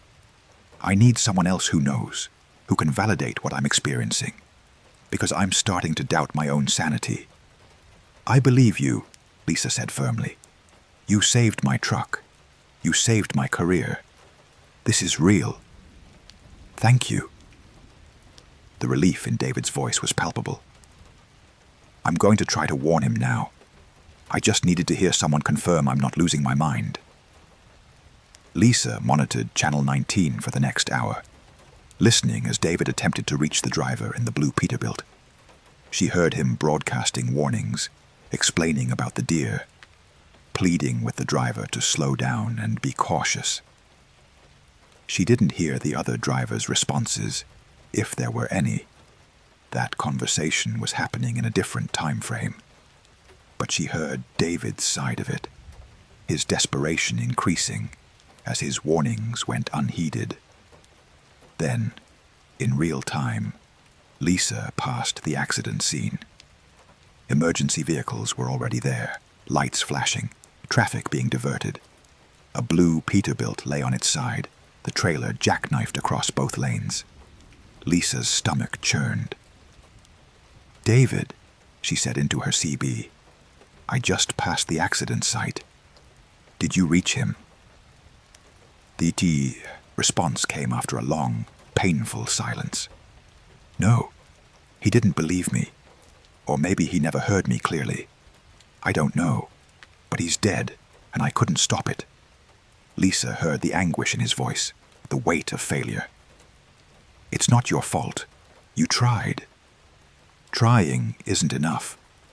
What good is this ability if I can't actually save people? You saved me. That counts. And maybe the next driver you warn will listen." They talked for a while longer, Lisa offering what comfort she could to someone she'd never met, someone experiencing time differently than she was. Eventually, David's signal faded again, and Lisa was left with normal CB chatter and the memory of a conversation that shouldn't have been possible. Over the following months, Lisa and David established an irregular pattern of contact. Whenever Lisa drove I-84 through the gorge, she would monitor Channel 19, hoping to hear his voice. Sometimes she did, and they would talk, across time, across different versions of the same highway, sharing experiences and providing mutual support for a phenomenon neither fully understood. David successfully warned several more drivers during this period, preventing accidents and mechanical failures. Lisa witnessed some of the positive outcomes in real time, seeing drivers make choices that avoided disasters David had already observed in his timeline. The temporal broadcasts weren't perfect, weren't always effective, but they made a difference often enough to matter. Lisa still drives that route regularly, and she still monitors Channel 19 through the gorge. Sometimes weeks go by without contact, and she wonders if the phenomenon has ended, if David has moved on to other routes, or if the temporal bridges have closed. Then his voice will crackle through her speaker, offering a warning or just a friendly greeting from a few hours in the future. And she'll remember that the highway holds mysteries deeper than anyone acknowledges. She's never met David face to face, never seen him in person. Their entire relationship exists in radio transmissions across time. Sometimes she wonders if they're even experiencing the same present, or if they're both caught in different time streams that occasionally intersect. She's learned not to think too hard about the paradoxes. What matters is that she's no longer alone in knowing that impossible things happen on the highway, that the road between places can sometimes become a road between times, and that the voice on Channel 19 might be reaching you from further away than you think. Story 6.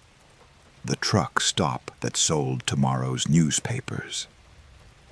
Raymond Cole had driven trucks for 31 years, and he thought he'd visited every truck stop worth knowing between New York and Los Angeles. He had favorites in every state, places with good food, clean showers, fair fuel prices, and friendly staff. On April 5, 2017, during a haul from Memphis to Dallas along I-40, Raymond discovered a truck stop he'd somehow missed in 3 decades of driving that stretch. What he found there would change his understanding of reality. The day had been frustrating. Raymond's delivery window was tight, and he'd lost time dealing with a flat trailer tire in Arkansas. By the time he crossed into Texas, he was behind schedule and running low on fuel. The truck stops he usually used were too far ahead, and his gauge warned him he wouldn't make it. He needed fuel immediately. That's when he saw the sign. Crossroads Travel Plaza, next exit, 24-hour service, fuel, food, showers. Raymond didn't recognize the name, which was odd. He knew this stretch of highway intimately, had driven it hundreds of times, but desperation overrode his confusion. He took the exit. The access road wound through sparse woods, poorly maintained pavement cracking under his wheels. Raymond frowned. Major truck stops kept their approaches in good condition. This felt abandoned, forgotten. But the signs continued, reflective markers promising services just ahead. The truck stop emerged from the trees like something from a different era. The building was large, 2 stories, constructed of red brick with white trim, in a style popular in the 1960s. Neon signs proclaimed Crossroads Travel Plaza in faded pink and green tubes. Several letters flickered or dark completely. The fuel islands looked ancient. No modern card readers, just old-fashioned pumps with mechanical number dials. The parking lot held maybe a dozen vehicles, an odd mix of trucks and cars spanning different decades. Raymond noted a pristine 1970s Kenworth W9 parked near one that appeared modern. Several cars looked vintage, a Cadillac Eldorado, a Ford Fairlane, yet showed no rust or wear, as if they'd driven off showroom floors yesterday. Raymond pulled up to a fuel island, his unease growing. The pump required him to go inside and prepay, the attendant explaining they didn't have working card readers. Raymond walked into the building, noting the worn linoleum floors and dated decor.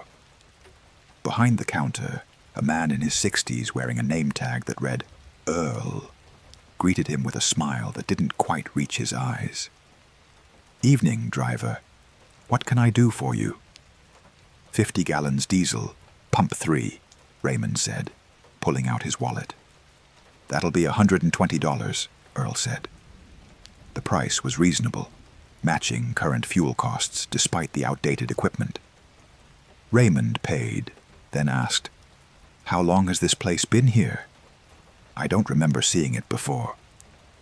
"Long time," Earl replied, his smile fixed. "We've always been here. People just miss us sometimes." Raymond accepted this non-answer and returned to his truck, pumping fuel from the ancient mechanism. While he filled his tanks, he noticed the newspaper stand near the building entrance. A metal rack held what appeared to be local papers, the top one visible through the clear window. Raymond's blood went cold as he read the date on the masthead. April 6th, 2017. Tomorrow's date. Raymond finished fueling and walked to the newspaper rack, studying it carefully. The date was clear, April 6th, 2017. Either someone had mislabeled the papers, or something very strange was happening. Raymond inserted coins and removed a paper, unfolding it with trembling hands. The content seemed normal at first, local news stories about events in various Texas towns, weather forecasts, sports scores. But then Raymond noticed the details. A story about a truck accident on I-40 near Amarillo. Fatal collision occurred at approximately 2:30 p.m. on April 6th, when a semi-truck crossed the median. The article described an accident that, from Raymond's perspective, hadn't happened yet. Raymond's mind reeled. This had to be a prank, or maybe an early edition accidentally dated wrong. But the specificity of the details troubled him. He scanned other stories. A house fire in Dallas, a high school basketball championship game, a mayoral candidate winning a primary election, all dated tomorrow. He walked back inside and found Earl behind the counter, still wearing that unsettling smile. "Your newspaper is dated wrong," Raymond said, placing it on the counter. "This says April 6th. It's April 5th. "No mistake," Earl said. "That's tomorrow's paper. We stock them for drivers who want to know what's coming." "That's impossible." "Lots of impossible things happen at Crossroads. The road plays tricks with time here, bends it like light through a prism. Some drivers arrive yesterday, some arrive tomorrow. We serve them all." Raymond felt dizzy. "You're saying this is really tomorrow's newspaper?" "Read it and see. The truck accident on I-40, that'll happen right around 2:30 tomorrow afternoon near Amarillo. If you're heading that way, you might want to avoid that section during that time. Heavy traffic backups after an accident are a real nightmare." Raymond stared at the paper, then at Earl. "If I can read about tomorrow's accidents, I can avoid them. I can change what happens." "Can you?" Earl's smile widened slightly. "That's an interesting question. Some things you can change. Others are fixed, no matter what you do. The paper doesn't tell you which is which. You'll have to figure that out yourself." Raymond purchased 3 more copies of tomorrow's newspaper and returned to his truck, his hands shaking. He sat in his cab reading through all 4 papers carefully, looking for any information that might affect his route or delivery. Besides the I-40 accident, he found a story about severe weather in Dallas that would delay flights and cause traffic problems, and a mention of a diesel fuel shortage at several truck stops along his route. He made decisions based on this information. He adjusted his route to avoid I-40 near Amarillo tomorrow afternoon, planning to take a slightly longer but safer alternate road. He noted the truck stops that would have fuel shortages and planned his stops accordingly. He felt like he'd been given an extraordinary gift, the ability to see ahead, to navigate around problems before they occurred. Raymond finished his delivery to Dallas the next day, without incident, though the severe weather the newspaper had predicted did indeed materialize, causing exactly the chaos described. News reports confirmed the I-40 accident near Amarillo at 2:31 p.m., almost exactly the time predicted. Raymond felt vindicated, thrilled by the accuracy of his impossible newspapers. Over the following weeks, Raymond became obsessed with Crossroads Travel Plaza. He altered his routes to ensure he passed that section of highway, returning to the truck stop whenever possible to purchase tomorrow's papers. The facility was always there when he needed it, though he noticed other drivers never seemed to take the exit. He alone appeared to see the signs, to know about this place. The newspapers gave him incredible advantages. He avoided accidents, construction delays, and weather problems. He knew which truck stops would have the shortest wait times, which roads would have police running speed traps, which deliveries would face complications. His efficiency ratings soared. His company praised his newfound reliability and accuracy. But Raymond began to notice disturbing patterns. Some stories in the newspapers never came true, or happened differently than described. He would read about an event, take action to avoid or change it, and then the event would either disappear or transform into something else. It was as if the act of reading the future changed it, creating branches in reality. More troubling were the stories that came true no matter what he did.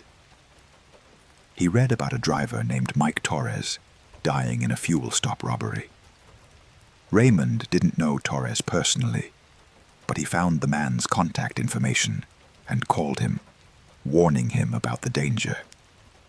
Torres thought Raymond was insane and hung up. 2 days later, Torres was shot and killed during a robbery at a fuel stop in Oklahoma, exactly as the newspaper had described. Raymond tried to prevent other tragedies he read about, calling police about crimes before they happened, warning people about accidents, trying to change outcomes. Sometimes it worked. Often it didn't. He began to feel the weight of knowledge without power, understanding that seeing the future didn't always mean he could change it. The newspapers also began including personal stories about Raymond himself. Small mentions at first. Raymond Cole, truck driver from Little Rock, delivered cargo successfully to Phoenix on Tuesday. Then longer articles. Raymond Cole involved in minor traffic incident on I-10. He would read these stories and try to avoid the situations described, but often found himself living through the events anyway, as if reality was forcing him onto a predetermined path. The final straw came when Raymond purchased a newspaper dated 6 months in the future. Earl had mentioned they kept special editions for drivers who wanted to look further ahead. Raymond found his own obituary on page 23. Raymond Cole, age 58, died June 14th in a single vehicle accident on Highway 67 near Texarkana. Cole, a veteran truck driver with over 30 years of experience, apparently fell asleep at the wheel. Raymond nearly collapsed. Seeing your own death described in matter-of-fact newspaper prose was different than any other prediction. This was intimate, final, unavoidable. "Can I change this?" Raymond asked Earl, showing him the obituary. Earl's smile had finally faded, replaced by something that might have been sympathy, I don't know. No one has ever asked me that before. But you said some things can be changed. Some things. But death is tricky. We all end somewhere sometime. The details might shift, but the destination. Raymond left Crossroads Travel Plaza that day and never returned. He tried to find the exit again numerous times, driving that same stretch of I-40. But the signs never appeared. The truck stop had vanished from his reality, or perhaps he'd been disconnected from whatever temporal anomaly allowed him to see it. The date of his predicted death approached. June 14th loomed in Raymond's mind, like a deadline he couldn't postpone. He took every precaution, sleeping extra hours before driving, avoiding Highway 67 completely, even considering not driving at all that day. But his company needed him to make a delivery. The route was mandatory, and Highway 67 was the only practical option. On June 14th, Raymond drove with extreme caution, hyper-aware of every mile. He stopped frequently, checked his mirrors constantly, kept his speed conservative. The hours ticked by, morning, afternoon, evening. As midnight approached, and June 14th began to transition to June 15th, Raymond felt a surge of hope. He'd made it through the day. He'd changed his fate. Then his phone rang. It was his dispatcher with news that a family emergency required him to return to Little Rock immediately. His mother had suffered a heart attack. Raymond, exhausted from a day of heightened anxiety, made a split-second decision to turn around and drive through the night, rather than wait until morning. He fell asleep at the wheel at 11:47 p.m. on June 14th, his truck drifting off Highway 67 near Texarkana. The crash wasn't severe. Raymond survived with minor injuries, but in those terrifying seconds when the truck left the road and he jerked awake, unable to correct course, unable to prevent the impact, Raymond understood that he hadn't cheated death. He'd only postponed it slightly, reshaped its form. The newspaper had been right. He'd crashed on Highway 67 near Texarkana on June 14th. The only detail that changed was the outcome. He lived instead of died. Raymond realized that the future newspapers showed probability, not certainty. They predicted likely outcomes, but human choices could alter details within certain parameters.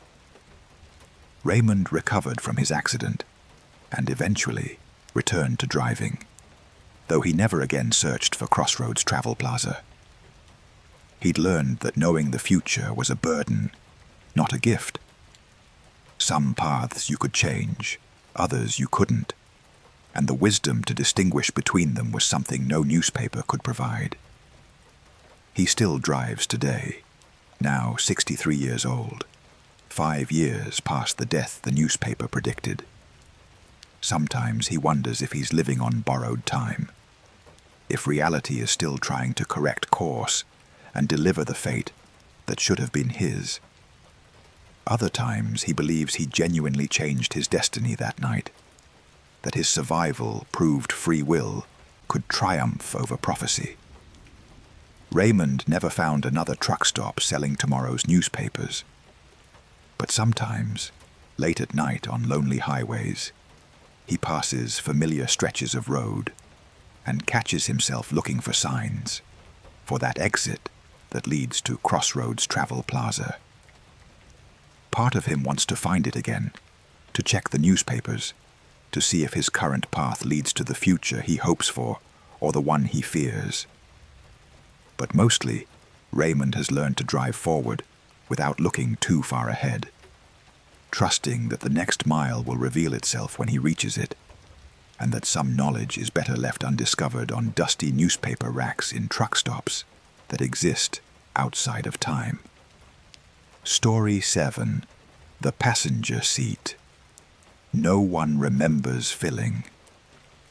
Christine Walker had been driving her delivery van for 6 years, running packages between distribution centers across the Midwest.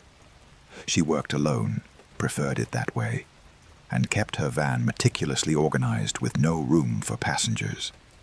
On February 22nd, 2019, during a late-night run from Indianapolis to Cincinnati along I-74, Christine discovered she was not alone.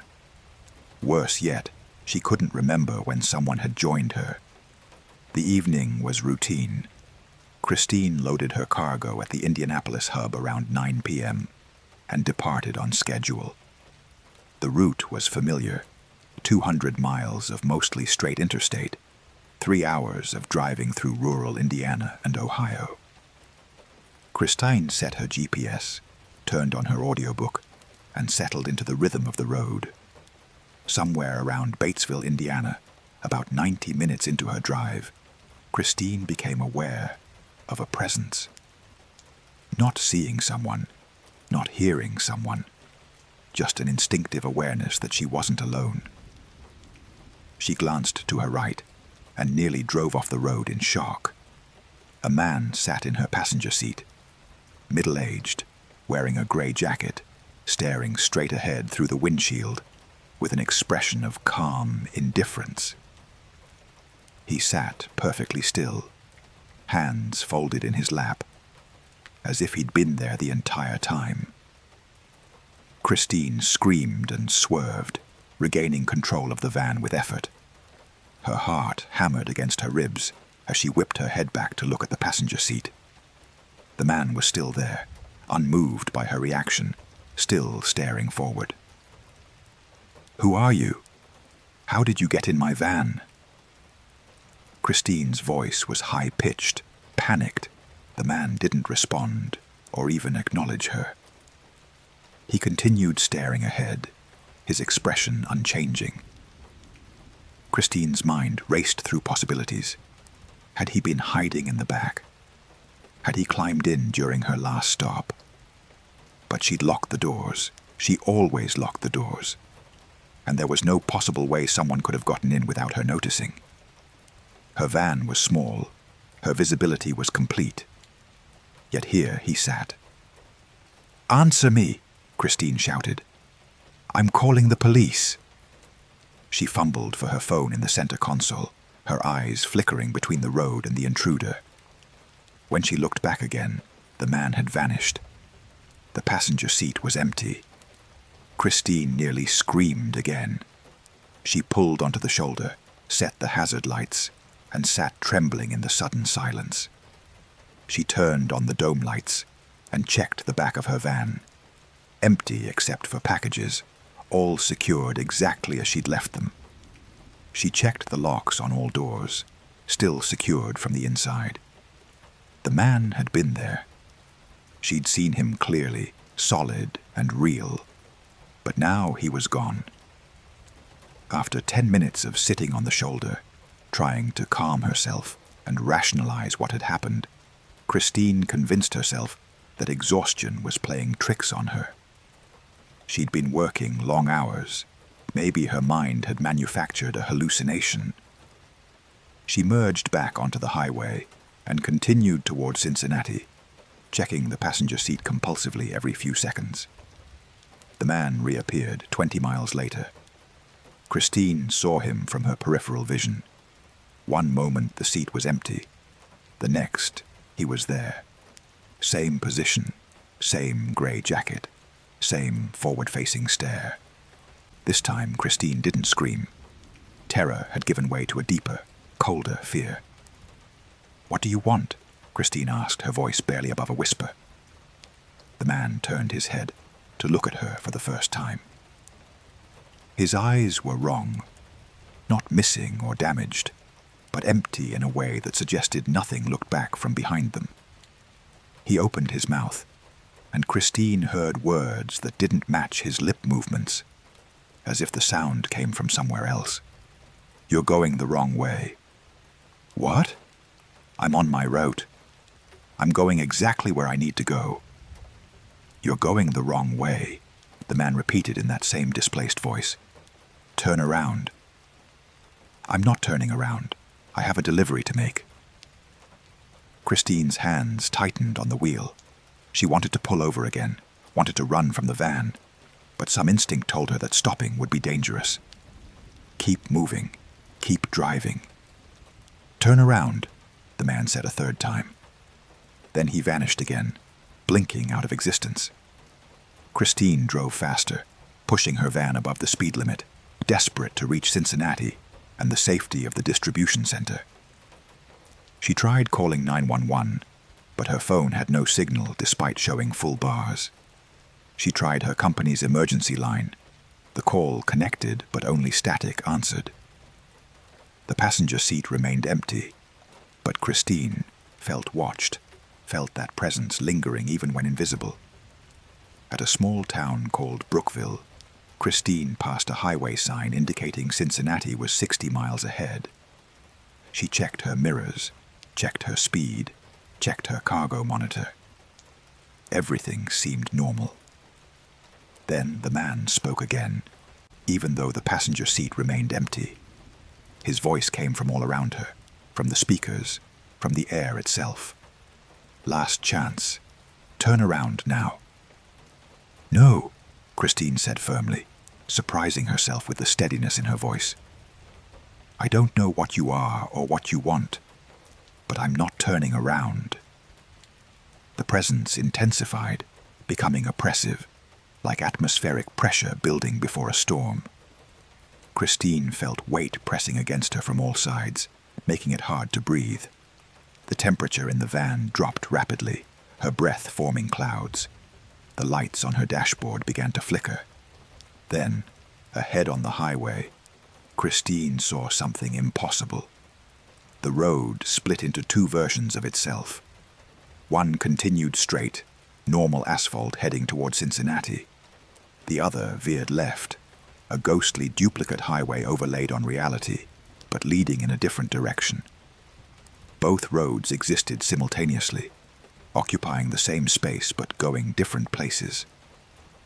The man appeared in the passenger seat again, and this time he pointed toward the ghost road. That way. That's not a real road, Christine said, her voice shaking. It's more real than you understand. The road you're on, the one you think leads to Cincinnati, it doesn't arrive where you believe. Not tonight. Tonight, this highway goes somewhere else. Somewhere you don't want to be. You're trying to trick me. I'm trying to save you. This stretch of highway, on certain nights when conditions align, it becomes a bridge. Not to another place, but to another condition of existence. People who stay on it during the transition don't come back. Christine stared at the two roads overlapping ahead. The ghost highway looked substantial, real, its pavement gleaming under moonlight that didn't match the actual overcast sky. Against every rational instinct, Christine believed what the man was telling her. This thing, whatever it was, wasn't lying. If I take that road, where does it go? Back to normal space. It loops around the bridge section and returns you to regular highway, about 20 miles ahead. You'll lose some time, but you'll arrive intact. And if I stay on this road, the man's empty eyes fixed on her, you'll arrive in Cincinnati.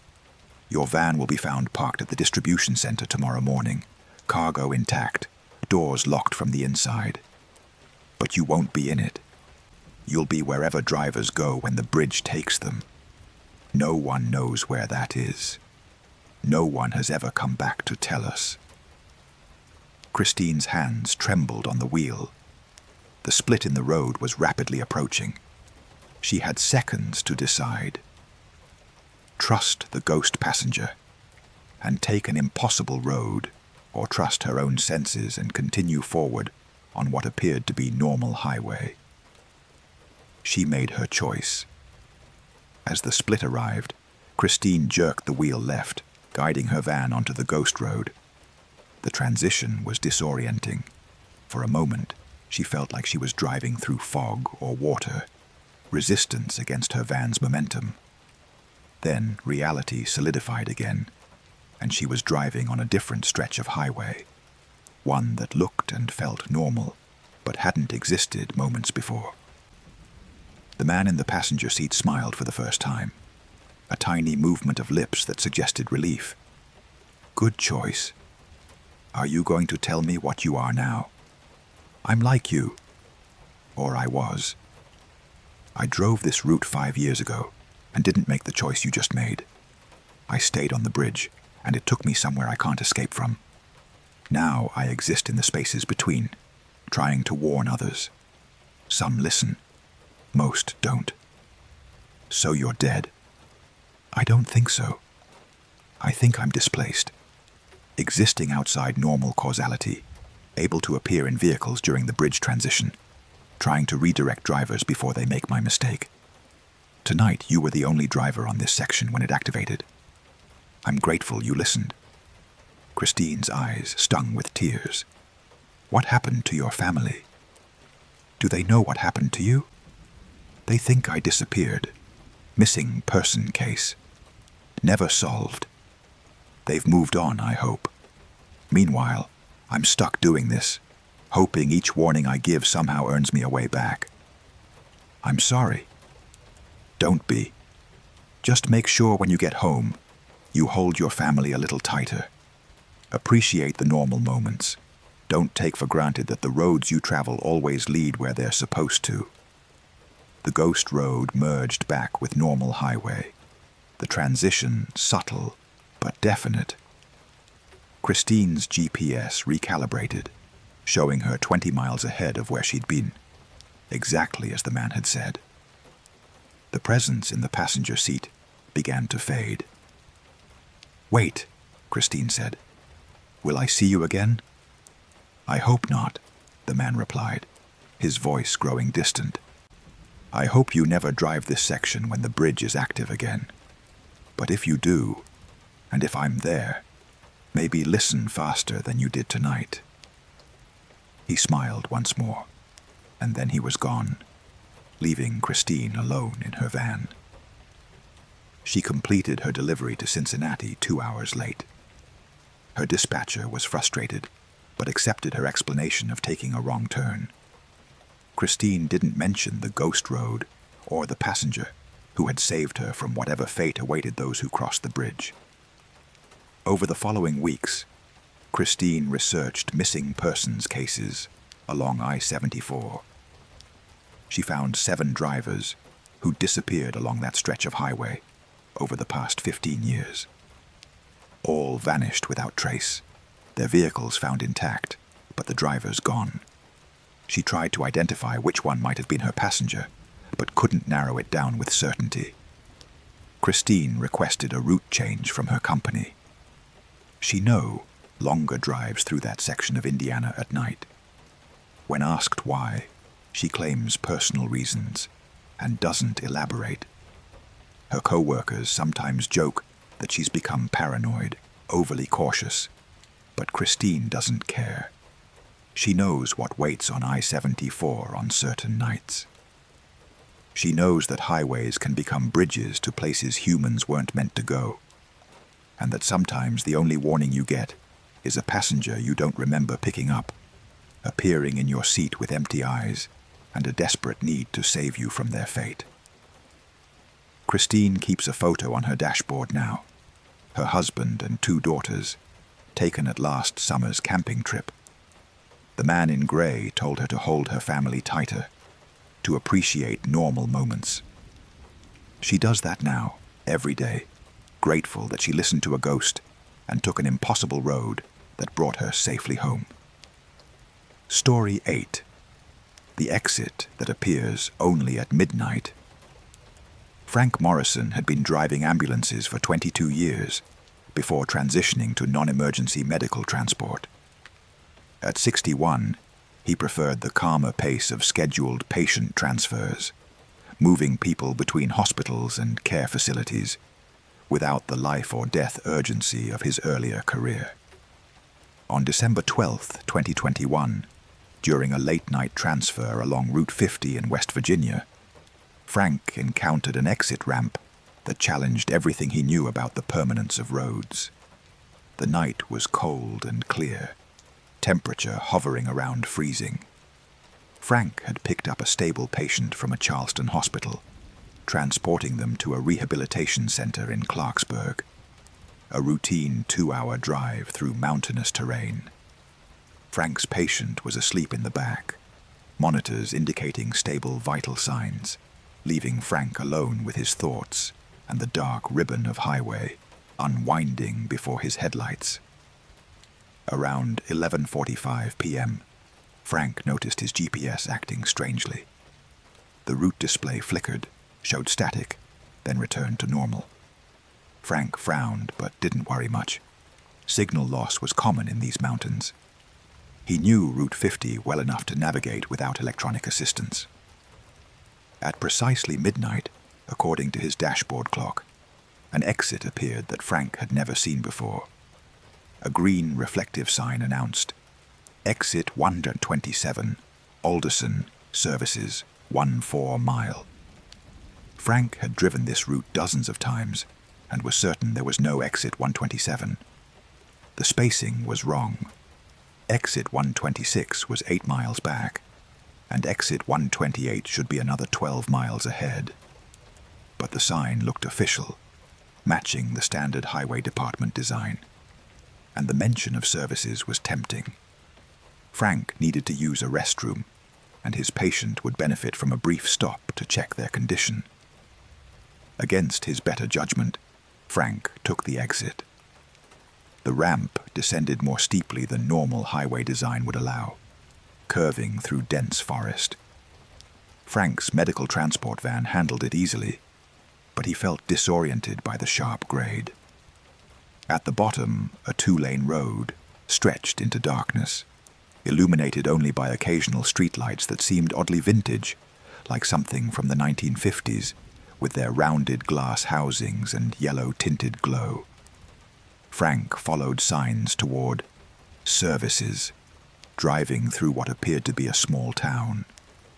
Buildings lined the street, gas station, diner, motel, all styled like something from decades past, but in pristine condition. Cars were parked along the street, but Frank couldn't identify their makes or models. They looked like vehicles from different eras mixed together, creating a temporal collision of automotive design. The only place showing lights was the diner, its neon sign reading, "Midnight Haven Diner," in pale blue script. Frank pulled into the parking lot, checking his patient through the rear window. Still sleeping peacefully, monitors stable. He decided a quick stop would be harmless. Inside, the diner was cleaner than any Frank had seen, with black and white checkered floors, red vinyl booths, and a long counter with chrome stools. A jukebox in the corner played music Frank couldn't quite identify. Familiar but not, like songs he'd heard once and forgotten. The place was empty except for a waitress behind the counter, a young woman with dark hair pulled into a ponytail, wearing a mint green uniform. "Evening," she said with a smile. "Coffee?" "Please," Frank replied, sliding onto a stool. "And could I use your restroom?" "Down the hall, second door on the right." She poured coffee into a thick ceramic mug and slid it across the counter. Frank used the facilities, everything spotlessly clean, oddly timeless in design, then returned to the counter and his coffee. The waitress was wiping down the already clean counter with a rag, humming along with the jukebox.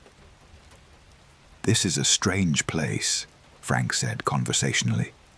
"I don't remember this exit being here before." The waitress's smile didn't falter. "It's not always here. Only at midnight. Appears for travelers who need it." Frank forced a laugh. "That's a good marketing slogan." "It's not marketing. It's truth." She refilled his coffee, even though he'd barely touched it.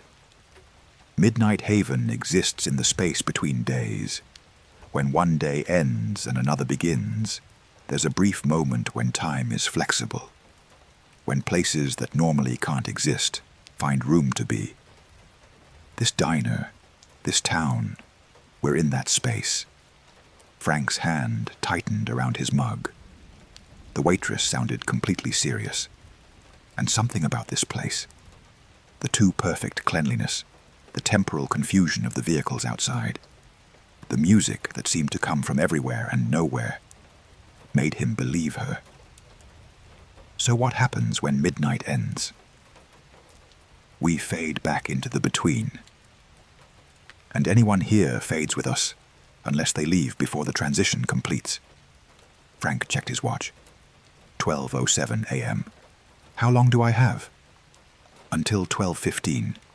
Midnight lasts 15 minutes here. That's how long the between stays open. Then we close, and the exit disappears from the highway until tomorrow night. Frank drained his coffee and stood. I need to go. I have a patient. I know. I saw your van. That's why I'm warning you. Most travelers who stop here are alone. They don't have anyone depending on them. But you do, so go. Quickly.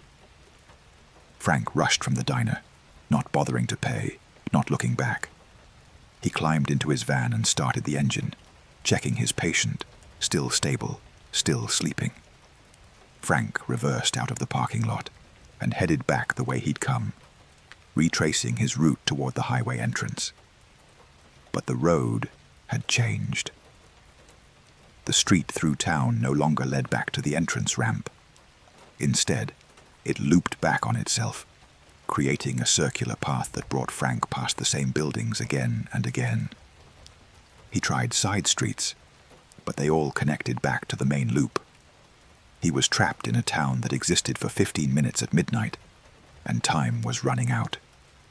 Frank's watch showed 12:11, 4 minutes remaining. He could feel reality starting to thin around him, the edges of buildings becoming slightly translucent, the streetlights flickering like failing bulbs. His patient remained asleep, oblivious to the danger, but Frank felt panic rising in his throat. He pulled over and studied his GPS. The device showed static, no route available, no satellite signal. But there was an old-fashioned compass mounted on his dashboard, a backup navigation tool from his ambulance days. The compass spun wildly, unable to find north, confirming that normal physical laws weren't functioning properly in this place. 12:13. 2 minutes. Frank made a decision based on pure instinct rather than logic. Instead of following the roads, he drove straight through someone's yard, crushing flower beds and knocking over a decorative mailbox. His van bounced across the grass toward the tree line at the edge of town. The trees should have been impassable, but as Frank's van approached them, they seemed to thin, to become less substantial. Frank kept his foot on the gas, driving through spaces that were barely wide enough, branches scraping his van's sides, but not stopping him. Reality fought his passage, but Frank pushed through, driven by the need to save his patient and himself. At 12:14, according to his watch, Frank burst through the tree line and found himself on the entrance ramp to Route 50, heading back toward the main highway. He merged onto the road as the clock ticked to 12:15, and in his rearview mirror, he saw exit 127 vanish. The exit sign, the ramp, the entire infrastructure simply disappeared, as if it had never existed. Frank drove for 10 miles without stopping, his entire body shaking. When he finally felt calm enough to pull over safely, he checked on his patient, still stable, still sleeping peacefully, completely unaware of the detour through impossible spaces. Frank's van showed new scratches and dents from his escape through the trees, but otherwise seemed fine. He completed his delivery to Clarksburg without further incident, though he arrived 30 minutes later than scheduled. His supervisor questioned the delay and the damage to the van.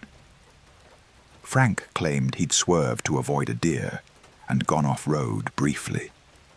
The explanation was accepted, though it couldn't account for the scratch patterns that looked like fingers rather than branches.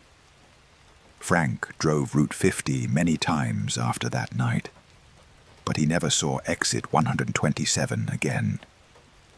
He made sure never to be on that particular stretch of highway at midnight, adjusting his schedule to arrive either earlier or later. He couldn't risk getting trapped again, especially not with a patient depending on him. But sometimes Frank wonders about the Midnight Haven diner and the waitress who warned him. Was she trapped there, existing only for 15 minutes each night? Did she try to warn every traveler who stopped, or only the ones who had someone depending on them? And what happened to travelers who didn't make it out before 12:15? Frank researched missing persons along Route 50 and found scattered reports of people vanishing from that stretch over the decades. Not many, but enough to suggest a pattern. One every few years. Someone's car found abandoned, no sign of the driver, no explanation. Frank suspects he knows where they went. On the anniversary of his experience, Frank drove Route 50 at midnight, watching for exit 127. It appeared exactly as before. Frank didn't take it. He drove past, watching it recede in his mirrors, wondering if he should report it to someone, warn other drivers. But who would believe him? And maybe, he thought, the exit served a purpose. Maybe some travelers needed that between space, needed Midnight Haven for reasons Frank couldn't understand. Frank is retired now, no longer driving medical transport. But he keeps the compass from his dashboard, the one that spun wildly in that place between days. Sometimes, late at night, he watches it. Usually it points north, steady and reliable. But occasionally, at exactly midnight, the needle spins freely, finding no magnetic anchor. When that happens, Frank knows that somewhere on Route 50 in West Virginia, an exit is appearing that shouldn't exist, leading to a town that lasts 15 minutes, and he hopes that anyone who takes it has someone like the waitress to warn them, and the presence of mind to leave before time runs out, and they fade into the spaces between moments, trapped forever in a place that exists only in the margins of midnight.